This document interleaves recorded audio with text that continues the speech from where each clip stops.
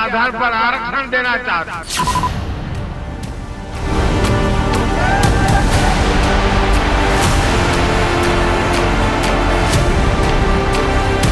BJP Narendra Modi संविधान को खत्म करने जा रहे हैं।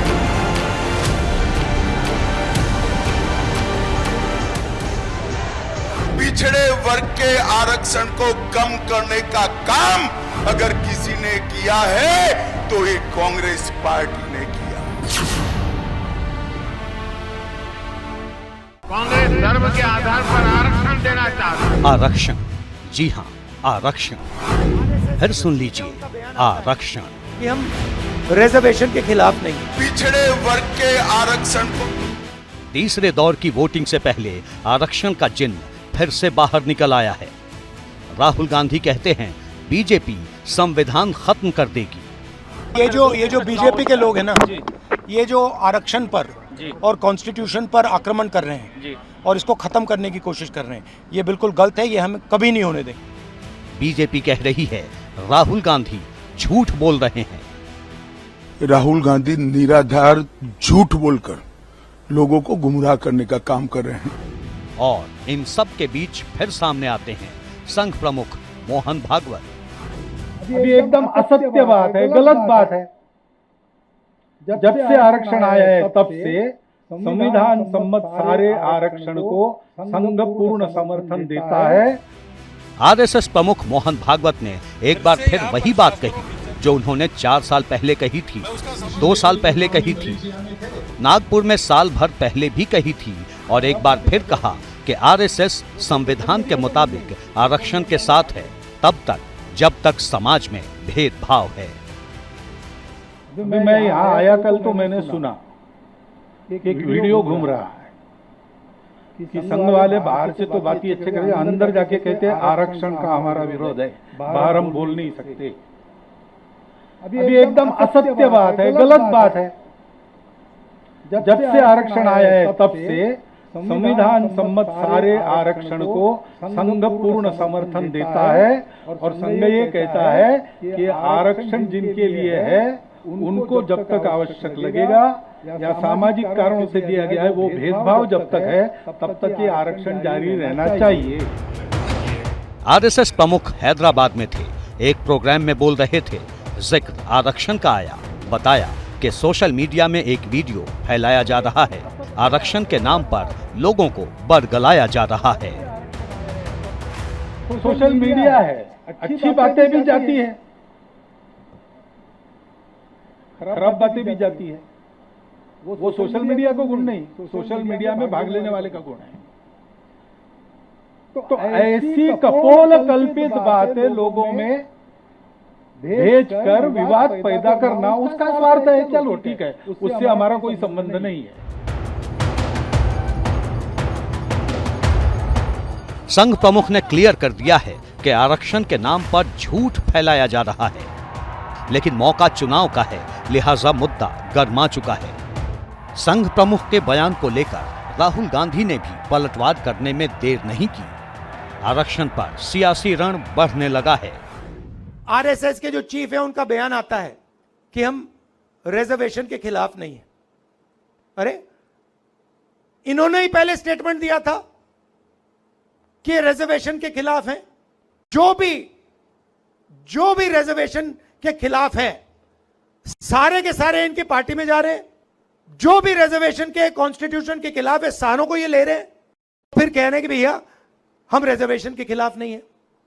और इसका लक्ष्य क्या है मैं बता देता हूं, क्योंकि ये 20-22 अरबपतियों की मदद करना चाहते हैं। इसलिए तीसरे फेज की वोटिंग से पहले बाहर निकले आरक्षण के चिन्ह का सिरा खोजना जरूरी है।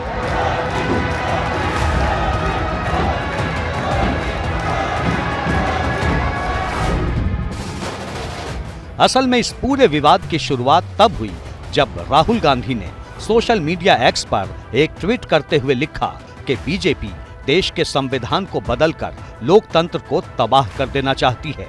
आगे लिखा कि बीजेपी आरक्षण छीनकर दलितों और पिछड़ों की भागीदारी खत्म करना चाहती है।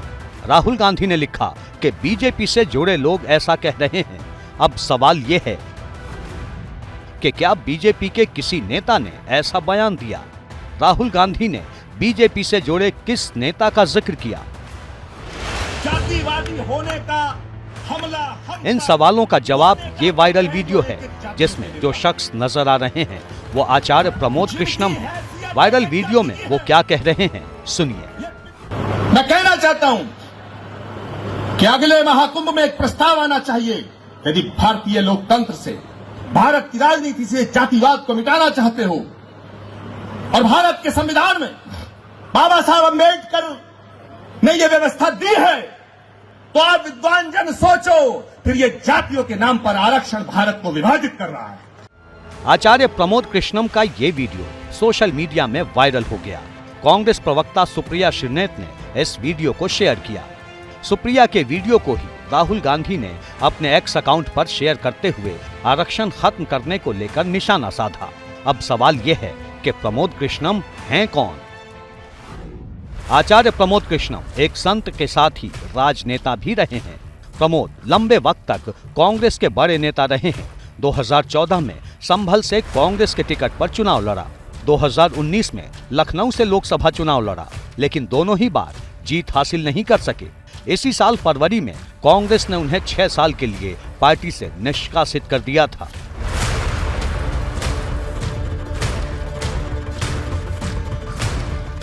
उन्नीस सौ 1990 में उत्तर प्रदेश के संभल में उन्होंने कल्की फाउंडेशन की स्थापना की। फिर 1996 में कल्की धाम की स्थापना भी उन्होंने ही की। इसी धाम में पीएम मोदी ने 19 फरवरी को कल्की मंदिर की आधारशिला रखी थी। फिलहाल वायरल वीडियो को लेकर उन्होंने क्या कहा, वो सुनिए। कि नरेंद्र मोदी जी के खिलाफ साजिश करना, षड्यंत्र करना, ये कांग्रेस की पुरानी आदत है। जिस वीडियो की बात आप कर रही हैं वो वीडियो 1 साल पहले का है और वो आधा अधूरा भाषण मेरा, और उसको कांग्रेस के तमाम मैनेजर उसको ट्वीट कर रहे हैं, बयान दे रहे हैं। और हद तो हो गई, राहुल गांधी जी ने भी उसके विषय में कुछ कहा है या कहीं लिखा है। आचार्य प्रमोद कृष्णम ने बताया कि उनका भाषण साल भर पुराना है, वो भी तब जब वो कांग्रेस पार्टी के कद्दावर नेता हुआ करते थे। नरेंद्र मोदी जी से मुलाकात तो 1 फरवरी 2024 को हुई, और जब ये मेरा वक्तव्य आया है, ये हरिद्वार में एक मेरे भाषण का अंश है और उसको मोदी जी से जोड़ करके दिखाया जा रहा है। जबकि सच बात यह है कि जब ये मैंने भाषण दिया, जब मेरा वक्तव्य है, तब तो मैं कांग्रेस के साथ था। आचार्य प्रमोद कृष्णम ने इस वीडियो को साजिश करार दिया, लेकिन मौका और माहौल चुनावी है। राहुल गांधी ने आरक्षण को लेकर निशाना साधा तो बीजेपी ने पलटवार करने में देर नहीं की। केंद्रीय गृह मंत्री यूपी के एटा में रैली कर रहे थे। राहुल गांधी और आरक्षण को लेकर क्या कहा, खुद सुनिए। राहुल बाबा अभी अभी पिछड़ा वर्ग के नाम पर झूठ फैला रहे हैं। वो कह रहे हैं कि भाजपा को 400 सीटें दी तो भाजपा आरक्षण हटा देगी। ए राहुल बाबा, में समझ नहीं है भैया। आरक्षण हटाने के लिए पूर्ण बहुमत 2 टर्म से भाजपा के पास है, नरेंद्र मोदी के पास है। परंतु नरेंद्र मोदी जो है वो आरक्षण के समर्थक है। मैं आज मोदी गारंटी कहकर जाता हूं, SC, ST और पिछड़ा वर्ग का आरक्षण ना भाजपा हटाएगी, ना किसी को हटाने देगी। ये मोदी का गारंटी। केंद्रीय गृह मंत्री अमित शाह ने जोर देकर कहा कि आरक्षण को कोई खत्म नहीं कर सकता, लेकिन सवाल यह है कि तीसरे चरण से पहले उठे आरक्षण को लेकर बीजेपी को बार बार सफाई क्यों देनी पड़ रही है। 7 मई को असम की 4 सीटों, बिहार की 5 सीटों और छत्तीसगढ़ की 7 सीटों के लिए वोटिंग है। इसके अलावा गोवा की 2 और गुजरात की सभी 26 सीटों के लिए वोट डाले जाएंगे। कर्नाटक में 14, मध्य प्रदेश में 7, महाराष्ट्र में 11, उत्तर प्रदेश में 10, पश्चिम बंगाल में 4, दमन और दीव में 2 और जम्मू कश्मीर की 1 सीट के लिए भी 7 मई को ही वोटिंग है। इन सीटों पर 1351 उम्मीदवारों की किस्मत दांव पर है। खास बात यह है कि तीसरे फेज में वोटिंग वाली कई सीटों पर SC, ST और OBC वोटर निर्णायक हैं। यूपी की ही बात करें तो तीसरे चरण में ब्रज और रुहेलखंड की 10 सीटों पर 7 मई को मतदान होगा। इनमें संभल, हाथरस, आगरा, फतेहपुर सीकरी, फिरोजाबाद, मैनपुरी, एटा, बदायूं, आंवला और बरेली जैसी सीटें शामिल हैं। पिछले लोकसभा चुनाव में संभल और मैनपुरी सीटों पर साइकिल दौड़ी थी, जबकि 8 सीटों पर कमल खिला था। दूसरे फेज में जहां चुनाव जाट बेल्ट पर फोकस था, वहीं तीसरे फेज में यादव बहुल इलाकों में वोटिंग है। यादव OBC में आते हैं, इसीलिए आरक्षण का जिक्र चला तो सीएम योगी आदित्यनाथ ने भी इंडिया अलायंस पर तीखे तीर छोड़ने में देर नहीं की।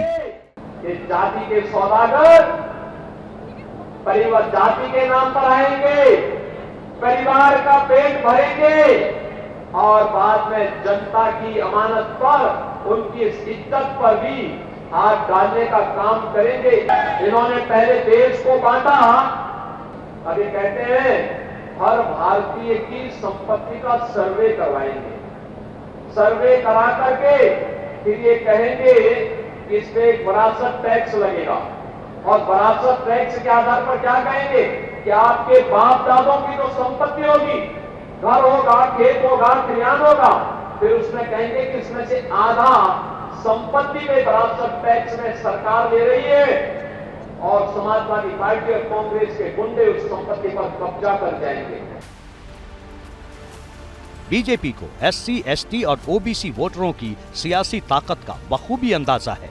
पिछले 2 चुनाव में बीजेपी को मिले ऐतिहासिक जनादेश के पीछे इस वोट बैंक का बड़ा हाथ रहा है। एक दौर में क्षेत्रीय क्षत्रपों की झोली में जाने वाले OBC वोट को बीजेपी ने कैसे अपने पाले में किया, इसे ऐसे समझा जा सकता है। मोदी यानी गारंटी। 2004 में बीजेपी को 23% OBC वोट हासिल हुए थे। 2009 में ये घटकर 22% हो गए, लेकिन 2014 में बढ़कर 44% और 2019 में 45% OBC वोटर ने कमल पर बटन दबाया।